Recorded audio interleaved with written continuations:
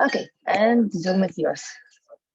Yes, thank you, Jana, so much for the kind introduction. So as said, my name is Kadri Tammai. I'm the head of Tehnopol Startup Incubator, and I have been actively working with startups for over 5 years. So yes, indeed, I have seen hundreds of startups and have helped some of them on the way as well, definitely. So today the booking was for 2 hours in your calendars. I'm gonna promise you that I won't be stealing 2 hours from your evening time, so you would be able to go out there, enjoy the nice winter and snow and activities. But I will briefly walk you through some of the steps probably that you will be having during or after Prototron, some of the decisions probably, or some of the questions you have in your head, and walk you through through some of our programs and activities as well. So if there is something interesting for you, don't definitely hesitate to ask. So I'm pro this kind of flexible format, so please do turn on your mic if you do have a question while I'm talking as well. So be proactive, and definitely we will have a Q&A session after the slides are over. So you will have plenty of time to ask questions then as well. But if there's something that you would like to ask promptly and quickly already during the presentation, don't hesitate to do so. So, life after Prototron, because probably due to multiple reasons you have applied for Prototron. For some it's the program, the activities, the mentor help, the workshops. For some definitely is the main value or the core value is the equity-free grant. Whatever motivates you, there definitely will be a life after Prototron, and I'm very sure that Prototron has given you the needed kick to push forward after this program is over.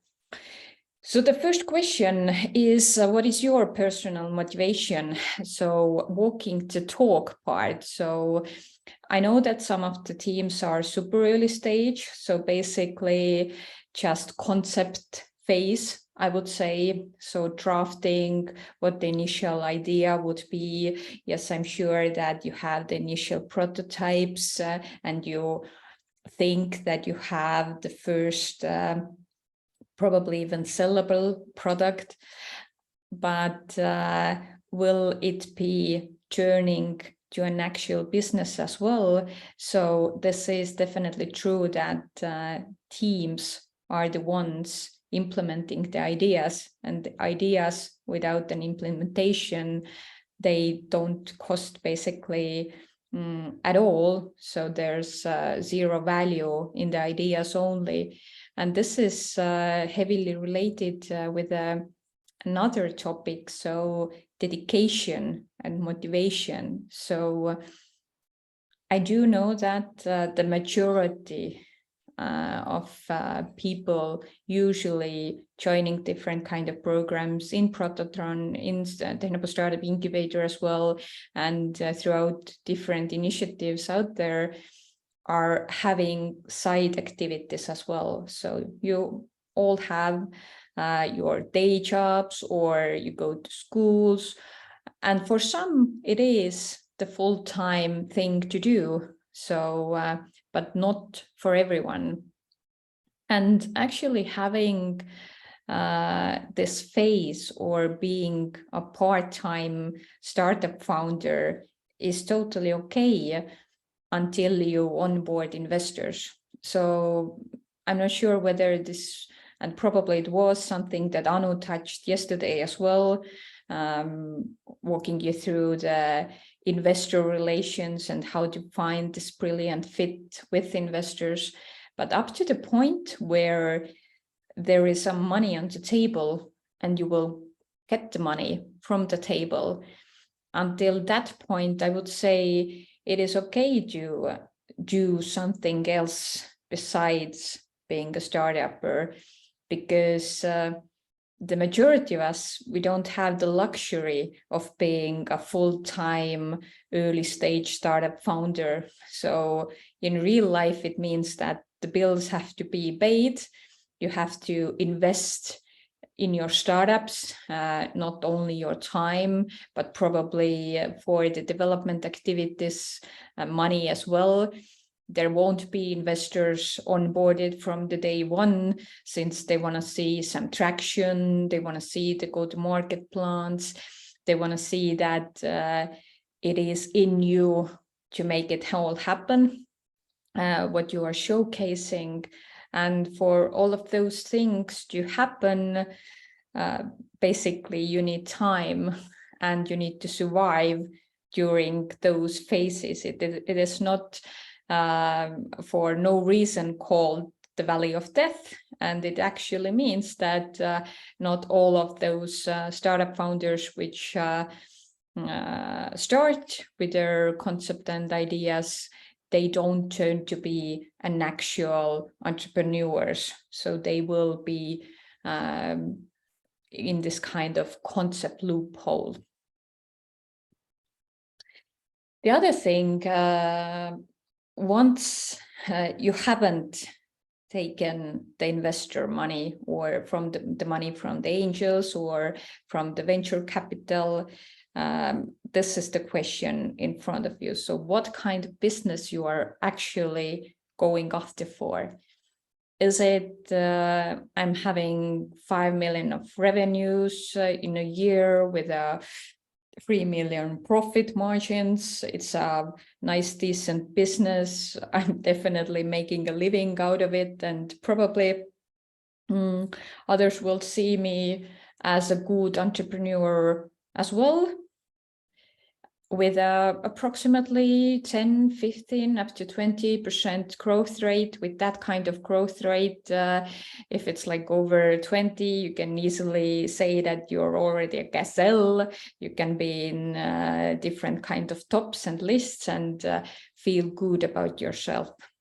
Not definitely the way to go to build unicorn type of startups. So if this is the goal, if this is, you are going after a 5 million euro business or over 1 billion euro business with a more than 100% growth rate per year, it's a whole another way. And once you take the money, once again, from private investors, from venture capital, for example, this is the growth rate that they will expect and what you have to provide, because otherwise future rounds probably will not happen. And not every founder feels comfortable. You shouldn't feel comfortable, but it's not even okay for some of the founders to actually take this path, this kind of rapid growth. And it can easily mean that you will face situations with an extreme growth within team size as well. So we have seen it multiple times. Basically, once you onboard investors, then team, which was initially 3 people, grow within 6 weeks time until up to 30 people, then from 30 to 300 people, from 300 to over 1,000 people. And it will go vice versa as well. Once the follow-up rounds with investors don't happen, you will basically face this situation where you have to lay off 150 or 300 employees that have been pushing the limits for you. And this probably is the stage where the overall ecosystem during the financial situation that we have is going to face pretty soon, and some of the companies have faced it already.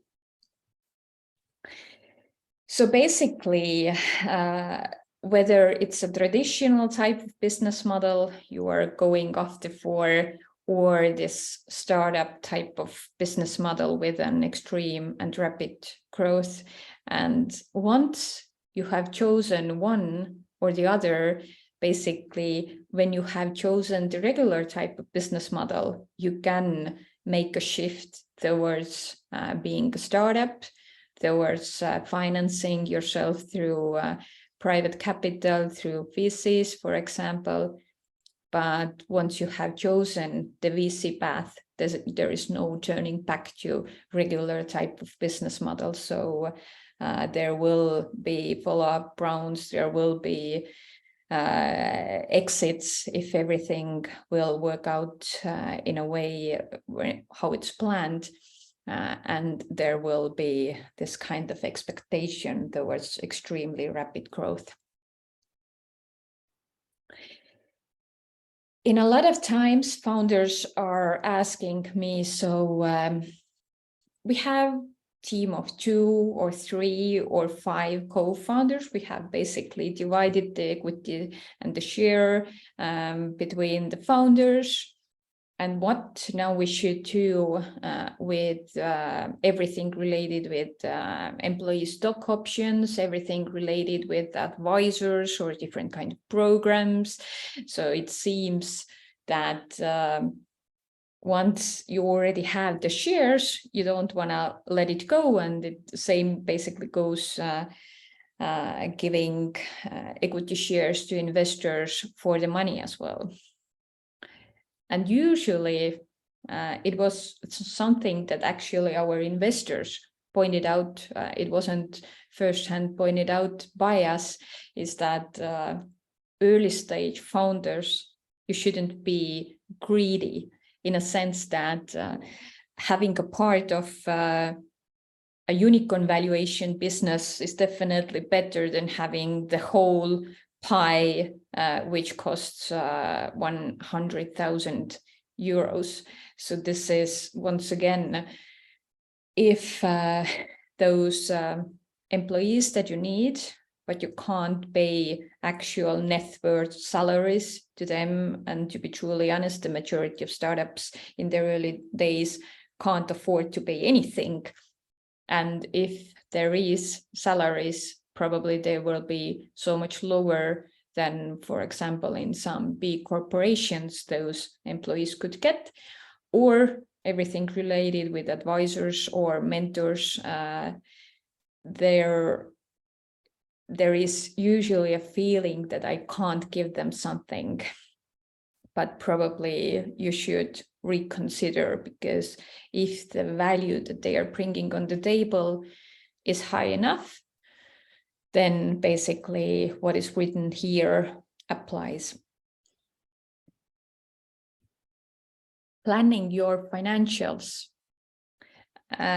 throughout different activities that you need to do once you're building a startup definitely is one of the least sexiest topics to cover.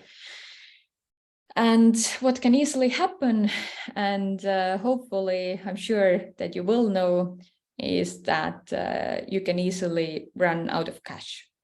So if you have had your first FFF round, so raising money from your family or from your friends or early adopters, early funds, then probably the round size will be below 100K, and it can be used extremely quickly.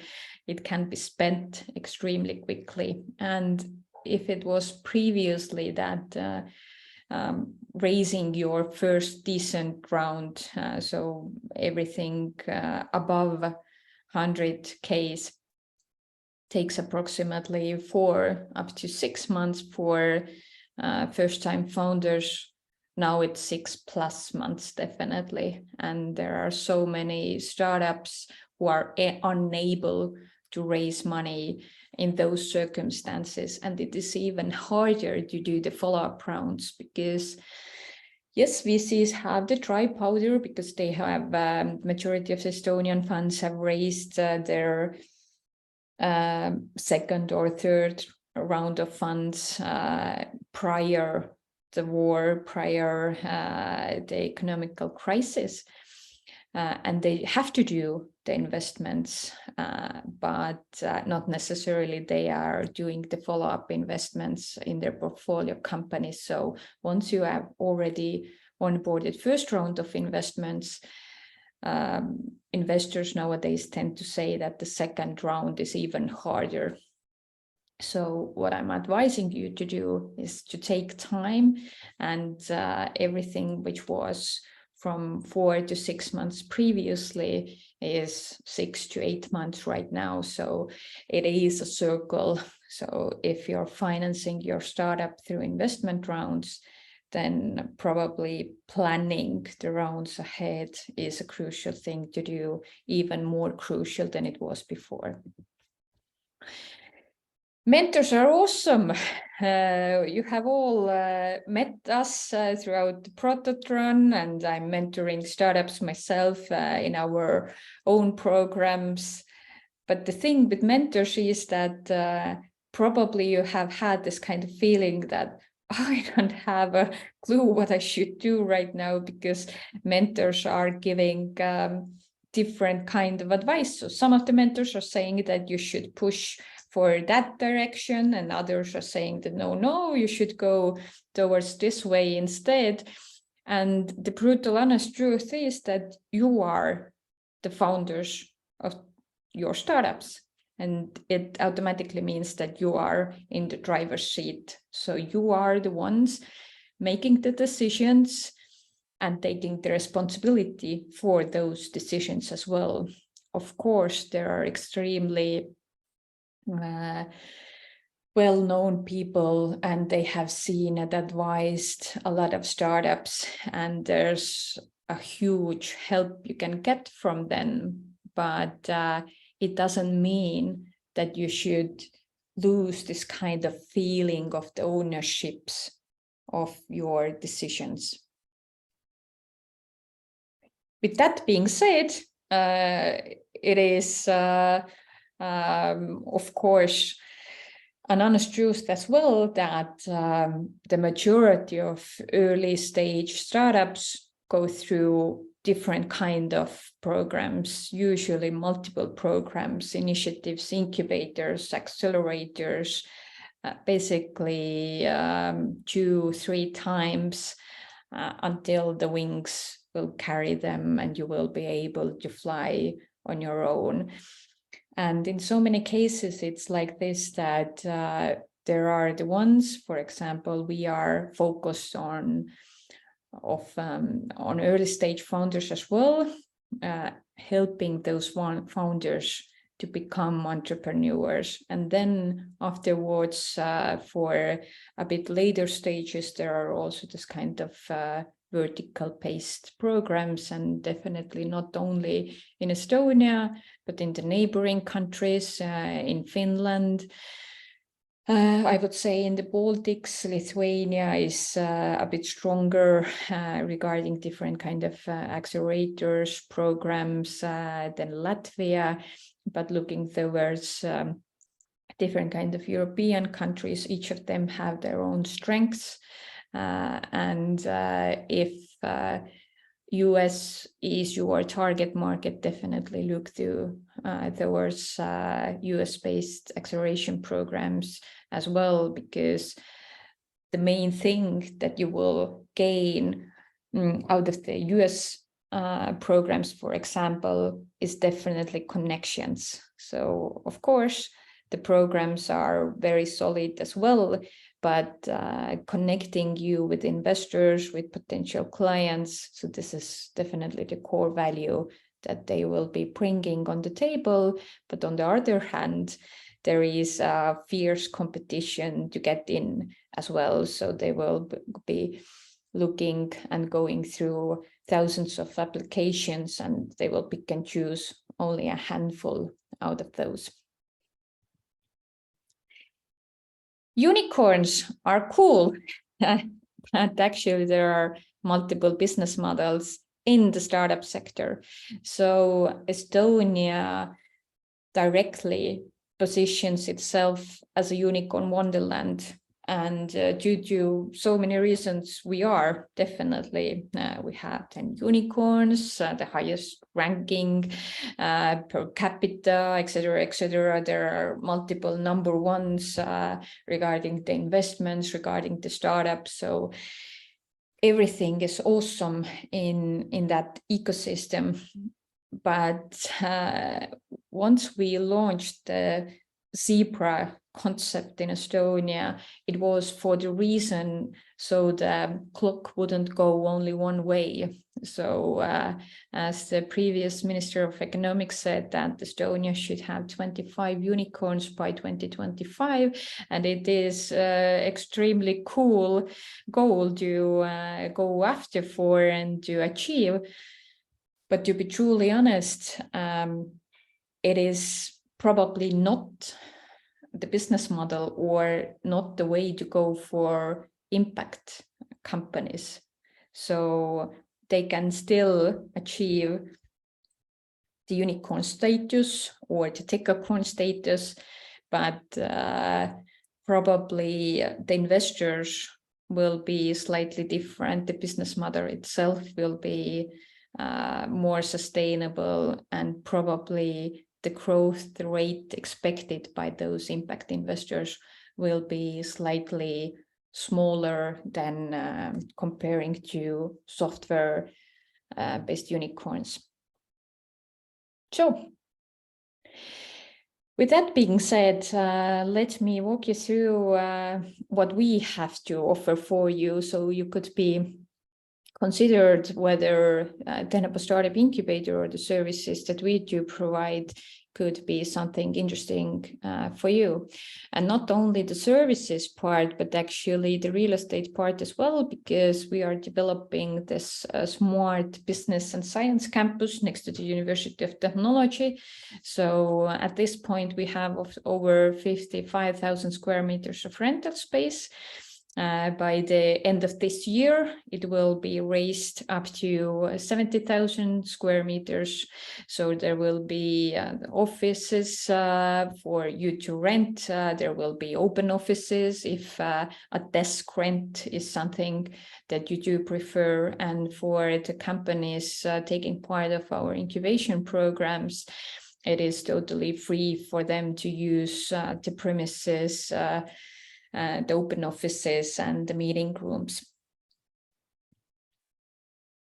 So the focus fields, there are actually multiple ones, since Tehnopol Startup Incubator is one part of the Science Park, and Science Park itself was situated already and established approximately 20 years ago. So throughout the years, there has been a rapid growth for us as well. And now we can easily say that green technologies and health technologies have been the cornerstones of our value proposition. And with recent years, there have been those three additions as well. So GovTech, Space Tech, and Deep Tech, and I will go through them in a more detailed way within upcoming slides. And company life cycle. This is something that I wanted to showcase as well, because in my mind, it brilliantly sums up different activities, because we are all interconnected. So Talte is one of the founding members for the Science Park. We are one of the founders of Prototron. Startup Incubator is one part of the Science Park. Tehnopol, and Tehnopol itself has several growth phase and scaling phase services as well.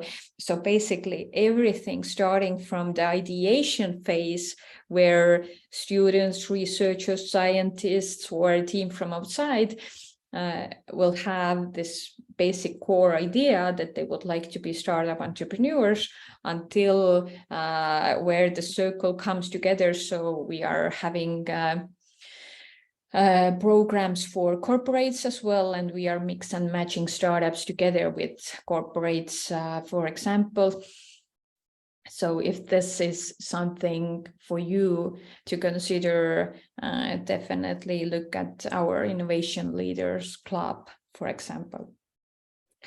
So our value proposition and the overview, what we have to offer.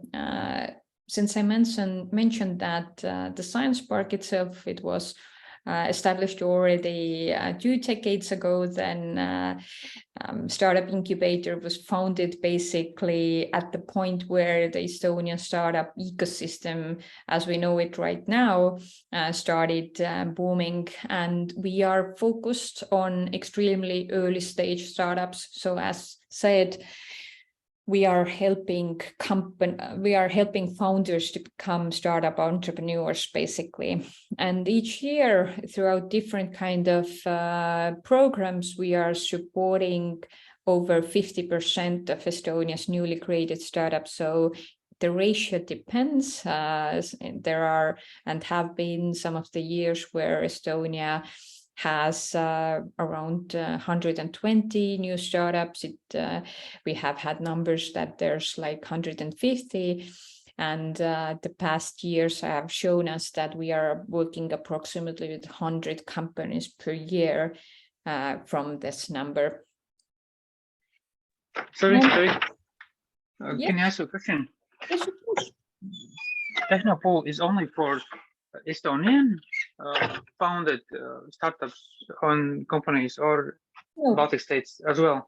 No, as you see from the below line, then we are each batch, we are having approximately 1/3 of foreign founders as well. It can mean that the founders themselves are coming from foreign countries and establishing companies in Estonia, but it can mean that it has meant that actually there are previously already established companies somewhere else, and they will then have a company in Estonia as well. So there are like multiple choices, and you can take part of the programs in a hybrid version as well if needed. We are monitoring our startups, so we are working to talk with them, and we have been saying that there's approximately 6 times higher chance for startups to succeed and sustainably have their businesses, comparing to the sad statistics of the usual failure rates once the startups are not supported. So we all know that approximately 90% of the startups do not succeed and will close down their businesses. So this is the ratio for us. And once there was a question whether founders from different Baltic states can attend as well, then the easy answer is yes, of course. And we are having programs in 3 languages, so you can take part of the programs in Estonian, in English, which is the common way to go for us regarding that we are having the foreign founders, quite a high rate of foreign founders as well. And in Ida-Virumaa, we also have dedicated and specific programs in Russian language. We are also one of the cornerstone partners for the government, definitely for the Startup Estonia as well. And with the universities, it's likewise. So business-wise, we are relevant for the universities, and scientific-wise, universities are definitely very, very needed and relevant and good partner for us as well to develop this deep tech oriented ecosystem that Estonia is moving towards. We are saying that we are extremely proud because the core strength of our programs is heavily connected with the mentor pool. So we have over 80 different mentors, and they are not coaches. They are not reflecting only what you are saying, but they are like hands-on type of mentors, actively working in their fields of expertise. And our key mentors are usually the investor profile or investor type of mentors, guiding you through the different obstacles, high points and low points on your journeys. And we are not implementing the programs only locally. So we have a wide network of different foreign partners as well. And it is rather common work for us to have the incubation and acceleration programs not only for international crowds of startup founders, but actually implementing the programs in various countries simultaneously. For startups, probably you will ask what it will take to apply to get in, and what I would need to give away. So in order to get in, it is our strategical goal to set the barriers rather low, for the reason that there will be more and more cool startup founders. If they do succeed with their first rounds, it's of course great. But if we are helping them, if we are helping you to become solid startup founders with some other business as well in the future, this is one of the definite goals for us. So you would need to have a scalable idea. You would definitely need to have a team. We are usually not accepting solo founders due to the very obvious reason that solo founders simply don't have enough time to contribute of building their startups. And to be truly and brutally honest, none of us is brilliant in every topic. So we can't cover equally well the financials, the vision, the product development, marketing and comms side, export strategies as well. So for that reason, you need founders beside you. And it is good that if you do already have a prototype, but it is not 100% a demand from our side that you should have it. You can easily build it within the program. And instead, we are taking up to 2% equity option. It depends on the valuation of the company. If you have had a qualified financing round before joining the program, in some cases, then it can be lower if the valuation bar is already set. But in the usual cases, without the qualified financing round, the option would be 2%. And what we have to offer for you for the equity option, each of the startups will be assigned to a key or lead mentor. You can check our webpage to see what awesome mentors do we have, and already a teaser, then more to come, because there is an active call out there right now to join the mentor pool. There will be a program which lasts 6 + 6 months. And what it means is that the first contract will be signed for 6 months. And if you do need more time and more help, then it will be extended up to 6 more months. If you are dedicated of building this startup, and we do see that simply the go-to-market or onboarding investor would need more time. There will be 6 practical trainings and workshops within the first 6 months period, and the follow-up training program for the follow-up period. A lot of interesting seminars and workshops beside the main trainings. So the additional part will be definitely up to you to decide whether you would like to take part of it or not. We will have different kind of pitching sessions in the conferences with a dedicated time space for you to pitch in front of investors. If Anu was presenting yesterday the opportunities that Estban brings along, then we have a dedicated pitch sessions for Estban members for our batch-based programs as well.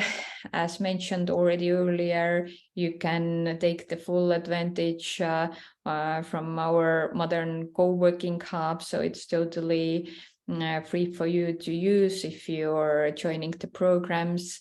And of course, the supporting community is one of the core values as well, alongside with the perks and benefit programs, which is already over 30 Ks right now. So why should you trust us?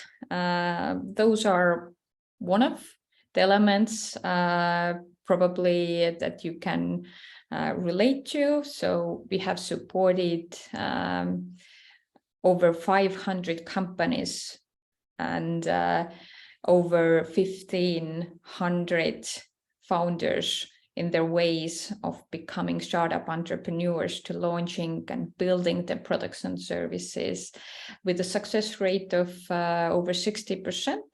And it is extremely high considering the very early stages that we are working with.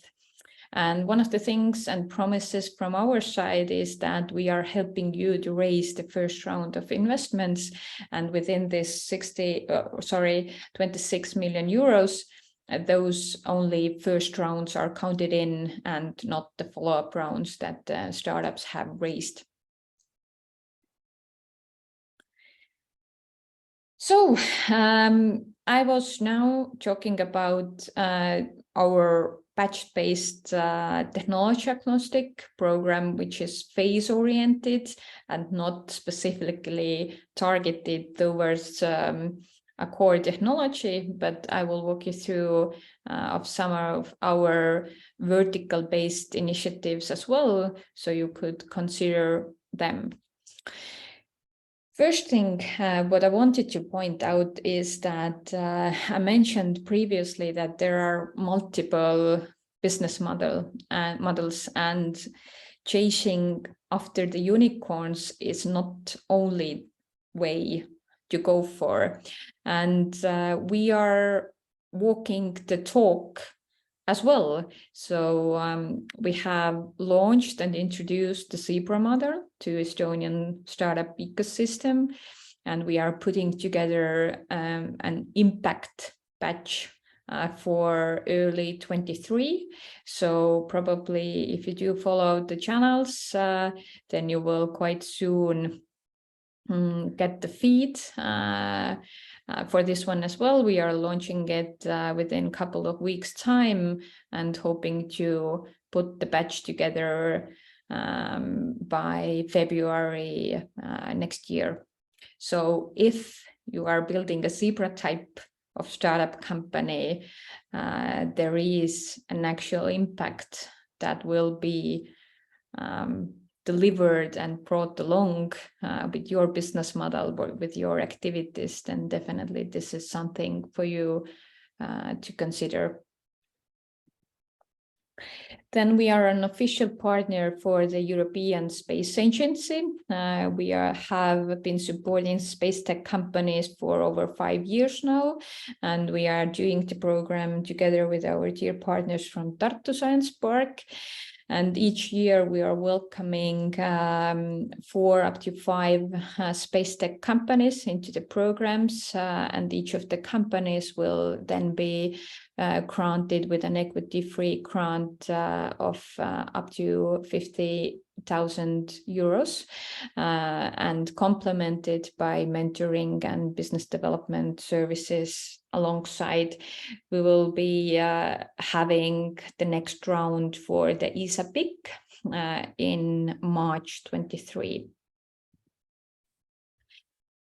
Then there is a specific offer for the companies developing artificial intelligence and working in the robotics field.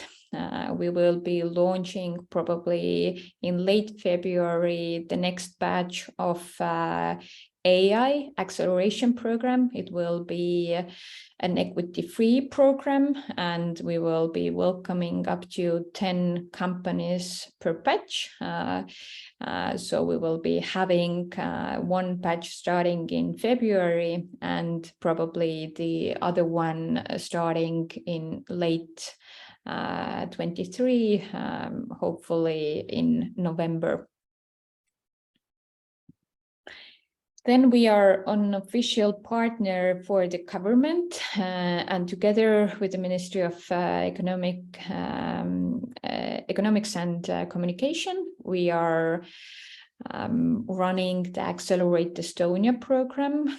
So if your company is actually disrupting the whole market, and not only disrupting in a way of generating business opportunities for your own company, but the disruption is that big that it can be bringing along different business opportunities for other companies as well. So once we can say already that there will be market creation, then Accelerate Estonia could be a choice for you. This is not a program where you can apply in batches. There is no such thing as this kind of open call to apply for a certain period of time or the application deadline. But it is more or less invitation type of program, but you can definitely reach out to the program team that Accelerate Estonia has and to present your ideas of market disruption.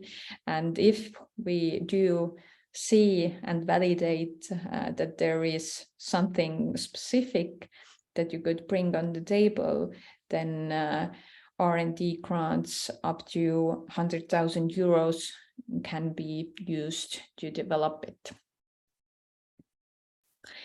Then there's science-based health tech acceleration program. We are not accepting new companies to that specific program, but just to showcase that we are working actively with health tech companies as well.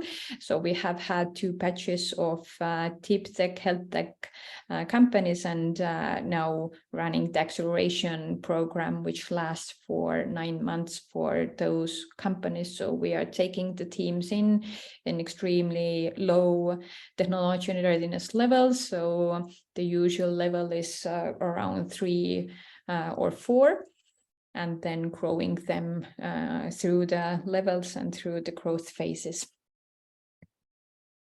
And then probably something that could be interesting for you as well. So one of our latest additions is the NATO Diana Defense Dual Use Acceleration Program, and we will be the lead partner for the Estonia's accelerator.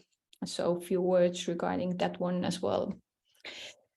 Hopefully, we can launch the first batch in 23. The exact time frames definitely will be decided quite soon. And so this will be the main value proposition for the startups who would like to join the dual use acceleration program. So what it means, what this dual use mean, is that this is not defense oriented only, and neither it's civilian use oriented only. So basically it's a combination of both. So the preferred startups actually tackle the both fields. So there can be a defense oriented implementation possibility, but at the same time, there definitely should be a civilian use case as well. And this runs throughout different types of technologies. Each of the startups, the batch will consist of 20 startups, and each of the startups will have access to 50,000 euros equity-free grant, which will be complemented by additional 150K grant for top 3 teams. There will be a world-class training program for those companies, which will not only take part in Estonia, but in other places as well. There will be an international mentor pool, and each of the startups will have access to 120 hours of mentor help, a wide range of test center networks, access to different kind of academic support throughout the Imperial College in London, throughout Estonian universities and elsewhere as well. There will be technical advisors. NATO has over 6,000 versatile mentors and advisors from all over the world. And this kind of advice can be used for those startups.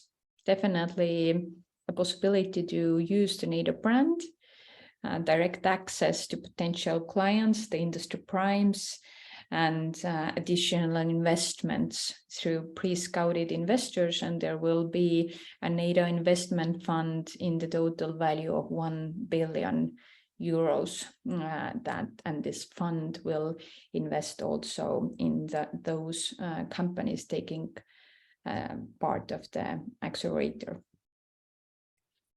So for whom this accelerator actually is, it is quite a versatile list as well. So there can be early stage startup entrepreneurs, the teams could be spinning out of the university, the teams could be spinning out of the corporates as well. And already existing entrepreneurs and innovators with already existing companies, but not working in the defense and security sectors. So those teams are welcomed as well.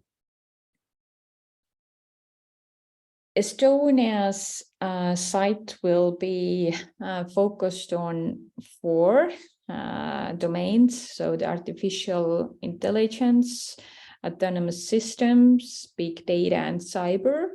But it is not exclusive list in a sense that other type of innovators are welcomed as well. And the main focus will be actually based on the challenges which NATO will introduce and launch at the beginning of second quarter in 23. So throughout different technologies, there could be that you could easily apply to the acceleration programs, even though if you are not developing solutions in those domains. And the physical space, we will have a dedicated hub for Diana in Tehnopol campus. There will be a smaller site in Tartu as well, and the Estonia's Diana HQ for the accelerator will be at Tehnopol. So we will have one big group of top-notch innovators in the campus developing dual-use technologies. So, but this is actually the point where I will stop with the presentation. Lucky that I had one question meanwhile as well, and definitely eager to answer any questions you might have. Can I ask you a few questions? Yes, of course. Yeah, thanks for the presentation. Very, very interesting, very nice presentation. Yeah, I had a few questions. Let me go to the list. So just for my understanding, so you mentioned this first program, which is kind of general program, right? Yep. So what are are there any specific dates by when you have to apply there? And when will the program start? Yes, the program will start in the first half of February next year, and we will probably have the application round open until the third or fourth week of January. So it is still undecided, but take a closer look to our social media channels, and probably later this week or at the beginning of next week, we will launch the first campaign with deadlines as well. Mm-hmm. Okay, yeah, makes sense. And one thing I didn't understand, so there is, I guess, no cash for the program. Okay. No, so we are taking basically the risk with entrepreneurs. So we all know that the risk is high. You can succeed, and definitely we are taking every steps in order to help you to succeed. But we all know that it can happen that the startups are not succeeding, and then we are not taking any money from startups. Mm-hmm. Okay. And if I put it kind of in simple words, this program sounds like a logical continuation of the Prototron program. Is it right? Yes, basically. So since we are one of the founders for Prototron together with the university and Swedbank, this is definitely, it is like logical steps Yeah. Okay. next to each other. Yeah. Okay. And one other question was about, so you mentioned the prototype development. So when we are talking about the hardware startup, so we would need to develop, first, let's say, lab-based prototype. So what kind of? No, to be truly honest, no, it is preferred. Definitely if you have, and it can be a very basic prototype, not an actually working one, not close to minimum viable product or minimum sellable product that you could sell. The program is structured in a way that the first 6 months is in a parallel universe, so to say. So there is a product development line, and then there's a business development line. So there will be different kind of workshops, trainings, hands-on mentor help. So in some cases, it is even preferred that you do consider the business part quite heavily before you start building anything. So to draft an initial prototype, even if you are building hardware with an extremely simple manner, this is definitely a good thing. But then the validation comes, and before you are spending actual money for the prototyping or building the first product, then definitely some of the points of the business model and customer validation have to be taken prior investing cash into the development. Yeah. And let's say, if we start developing a prototype while being part of the program, what kind of support in prototype development could we expect? The mentor type of support. So we are not investing cash ourselves as well into the product development, but we will hook you up with top-notch product development experts who will be developing the product alongside with you, basically. Mm-hmm. And for example, could we expect like access to lab? Yeah, for some it can easily be. It is rather specific, dependent on the need already. So we have a network. Some of the premises we can let you in ourselves, but together with partners from the university, for example, this is negotiable. Okay, and I guess sorry for many questions, but I guess my last question. Do you do any matchmaking? What I mean, for example, we are missing like mechanical engineer in the team. would you be able to assist with any matchmaking for it? Yes and no. What it means is that, yes, of course, we do matchmaking, but not in a sense that we have a pool of potential founders and we can easily pick and choose. So you will be a brilliant match for that company, and within like few days' time, you will have a co-founder. Not in that way. But of course, due to the reason that we have a huge network, there are like multiple people reaching out to us as well, saying that we would like to be engaged in the startup world, but not necessarily wanting to start my own company. So do you have something interesting to offer? We have a very active social media network, so we are reaching out to that network. So for example, if you would be our portfolio company and you would need a mechanical engineer, probably we'll do a shout out through the network saying that this cool founders need additional help. We have matchmaking events taking part, and etc. etc. So there are multiple choices, but the co-founder is not guaranteed by the program. Yeah, I understand. Yeah. Just sorry, can I ask one more, or should I leave the room to others? I know that Harald has a hands up, so I will be taking Harald's questions next, so no worries. Okay. Hello. Well, Joseph already gave me like some question ideas. So I'm gonna start with the more simple one. Let's say for my for the development of my product, I need a lab to help determine different pathogenic bacteria in a substance.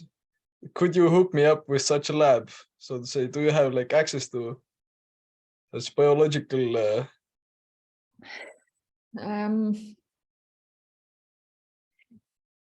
Does it need to be a clean lab?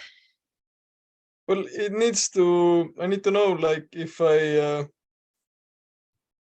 let's say, use biological matter for a process, and in this matter there might be some salmonella bacteria or some worms for stomach, but after this process, these should die. So can I use to have access to some labs that show me that, this process did kill the pathogens, or no, it did not kill all the pathogens?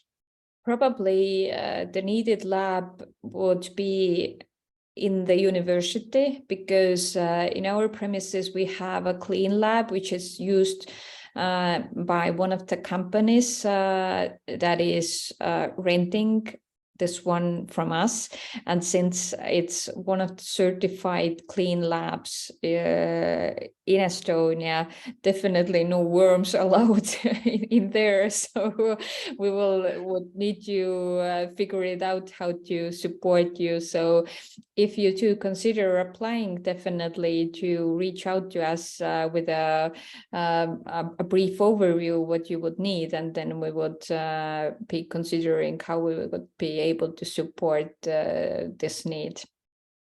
Okay. And another question was about this zebra patch, this impact you mentioned a lot. So what kind of impact are you looking for? And can you tell more about the zebra module and stuff? Yes. So as said,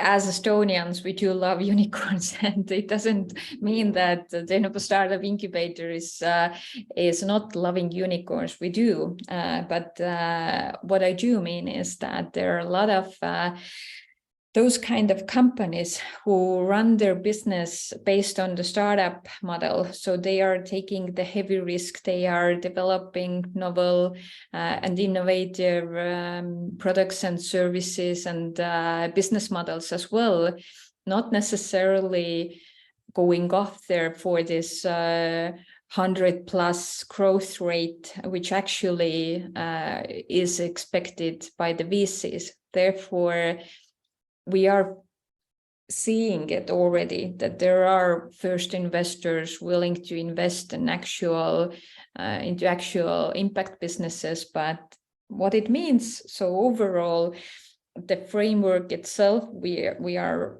framing it as we speak, but the umbrella will be definitely the United Nations ESG, SDG goals. So, but in a more framed version. So there are definitely under the United Nations, this kind of overall SDG goals, some of the elements which are not heavily related with Estonia's problem, I would say.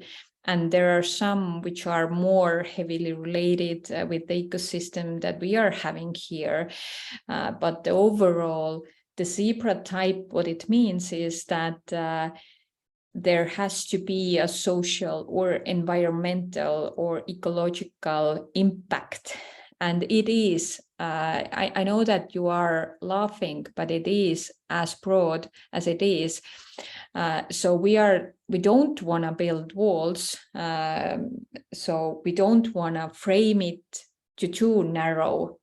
And definitely the brilliant touch point is under construction for us as well, because we are not even sure whether it will be a possibility to put together a fully impact patch in Estonia. So, but we are trying to do that. We are trying to support those type of business models as well.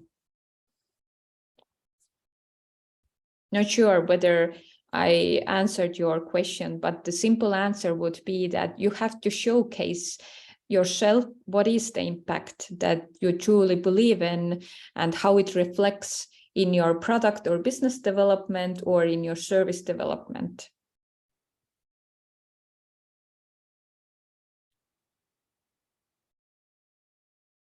Are there any questions? Or Joseph, you can ask a question once again. Okay, thanks, Kadri. So, and do I understand correctly that this zebra focused program, that's the main program by Tehnopol? It will be the main focus, yes, for the February batch. Okay. And what is roughly speaking, what is the chance to get in? We are hoping to onboard up to 15 companies in that batch. Okay. And how many applications do you typically receive? Approximately, to put together a batch of 10 up to 15 companies, for us it means that we will have slightly over 100 applications. Okay. Yeah, thanks. Do you have a preference for the type of company that you would like to see in your accelerator? Do you mean in the vertical-based programs or the Zebra program or the? I guess Zebra, yeah. I am being extremely honest with you. This is the first time for us as well to put together a full Zebra batch. So an honest answer would be that no, we don't have a preference under the SDGs. So probably we will be onboarding and having different companies tackling different type of goals under the big umbrella. And this, in our mind, is a good thing because it pushes us forward as well. Because to be truly honest, in Estonia, we do all speak about those goals, but there are only a handful of organizations actually implementing them fully. And the majority of us, we are still in the figuring out phase. And it is extremely normal to admit it to yourself. And for us, it is a normal this kind of development process as well within our services line, that there are multiple tracks, multiple programs, and we do support multiple type of business models. So hoping to figure it out together with you, basically. This would be an honest answer. Hey, so I have one question Yep. regarding this 2% equity. So do I understand correctly that you don't take part in any follow-up or investment rounds to, for example, to keep your 2% equity? It means that if you join the program, it will be up to 2% equity option. It will stay in the option phase for 1 year. So we will have a time frame of 1 year to decide whether we would like to convert the option into an actual equity. And then it will be dependent on future round investors, basically. So some of the investors do prefer to buy out the minority shareholders. And if this is the case, we won't be disturbing your business and development. So then we will sell, but we don't have to sell if this is not the case. So if the investors don't mind, and actually the majority of the investors would not like to buy out minority shareholders within the pre-seed, seed, up to even Series A rounds, I would say that after everything that comes after Series A, this is the point where the minorities will be bought out. Makes sense. Thank you. You're welcome. Any other questions? Yes, one question, please. If you look back to those startups, what you're dealing with previously, how they validate this customer acquisition costs?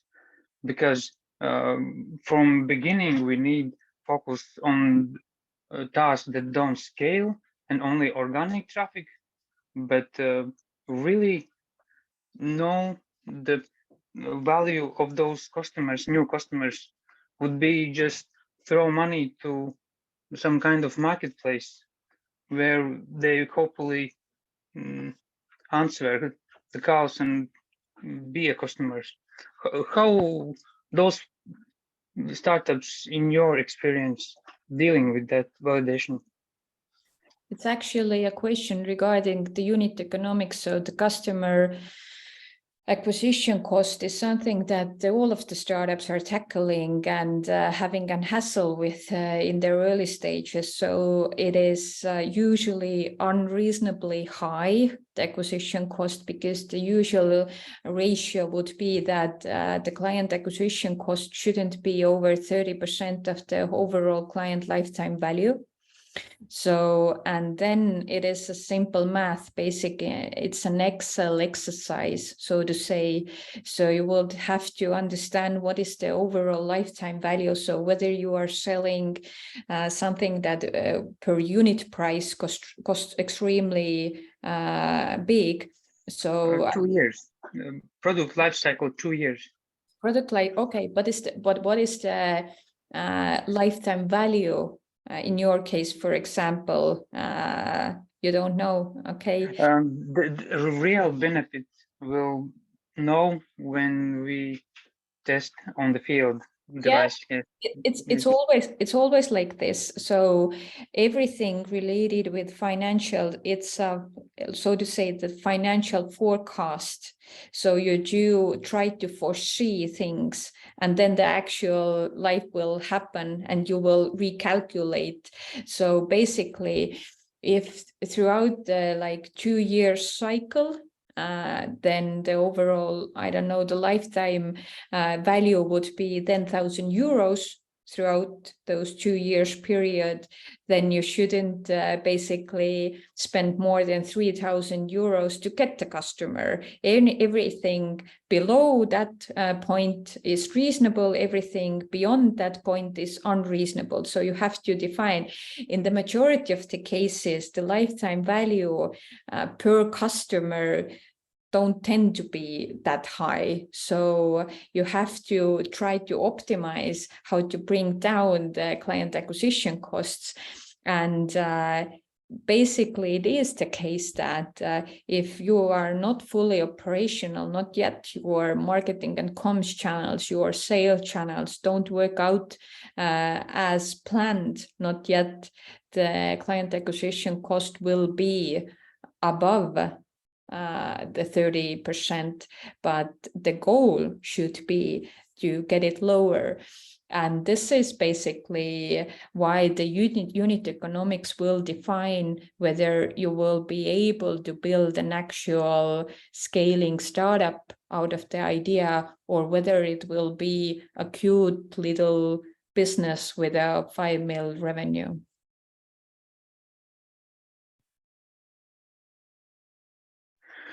And please, one more question. Now we have dilemma. We need to decide partnering with other businesses in order to get product faster to customers, or slowly developing our own brand. In your majority cases, what you experience, what works best or better? So whether, if I do understand correctly, is that whether you should push for a white label product or whether you build your own brand? Is this the question? Product is a hardware which can add value to several marketplaces, to several apps. Mhm. And the decision is market and develop our own brand or app, or partnering with those solutions where our device can add value to their app.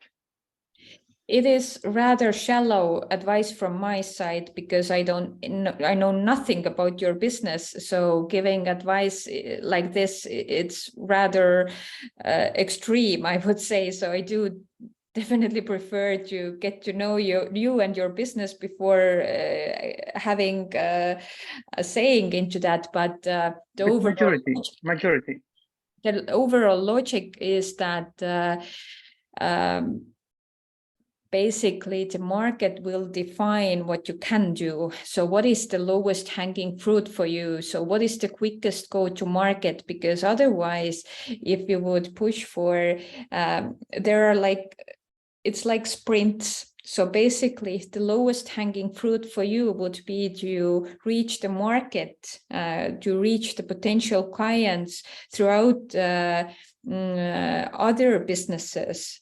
Then usually startups tend to take that opportunity, because startups in their mind and in the DNA are rather opportunistic, and it's not a bad thing, but it doesn't define what the longer strategy would be. And the longer strategy easily could be that it is financially more beneficial for you to develop your own brand, to develop your own sales cycles and sales channels, because the margins for you will be so much higher. So the unique economics will work out in a better way. But I would prefer the quickest go-to-market out there. And if this is throughout different businesses, then probably it would be a logical way to go for it. One more question about this GDPR status, or something to do with those legal stuff in our landing pages. How seriously other startups considering spend time and resources on this GDPR thing if our landing page is collecting data from customers? Rather seriously, is an honest answer, because we are advising them to take everything related with tax and legal stuff, to take it rather seriously, because it will be a hard punch in your face if you don't do that. So everything starting from basically the founders agreement until the contracts being signed with investors and clients and everything in between regarding the GDPR as well. So we are walking them through those steps within our programs.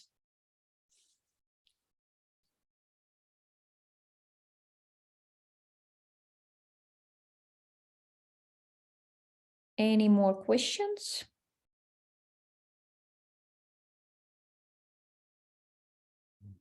Can I have one more? Yeah, why not? Regarding the connections to the potential investors, I was wondering, like, are you creating links also with VCs, or is it only about angels? No, we have a network of over 400 different investors, not only from Estonia, not only angels, different level VCs in Estonia, in Baltics, in Scandinavia, in Europe, in US as well. So it basically, what we have like mapped down is that is the vertical, the phase. Definitely there shouldn't be a geographical cap or restriction for those VCs.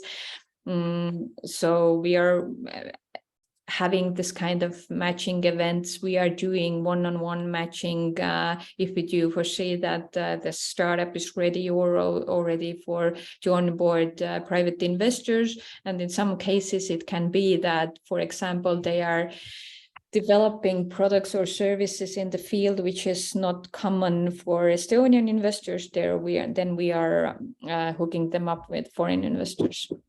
Okay. And another question: when, let's say, any legal requirements when entering the program, do we have to have already company registered as EU?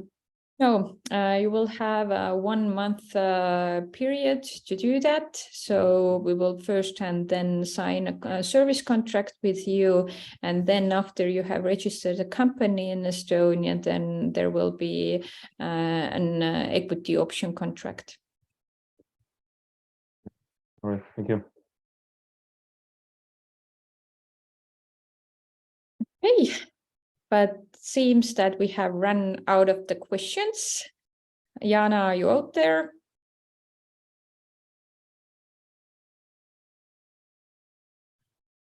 Not sure. So anyhow, thank you very much from my side. I overspent the time, I would say, but hopefully you will still have enough time to go to take some fresh breath of air outside. The weather looks brilliant and cold, and Jana is already enjoying the weather. No, my technique just ran out of everything, so I was moving to take another tech. Sorry, but I was almost always here. No worries at all.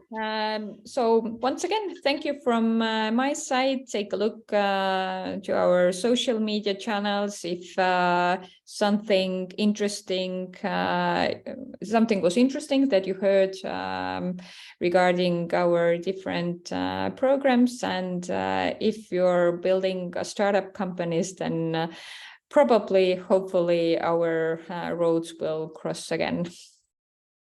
So, bye from my side. Thank you, Kadri. Thank you very much. Bye-bye. Thank you, Kadri. Thank you, guys, and I will stop the recording.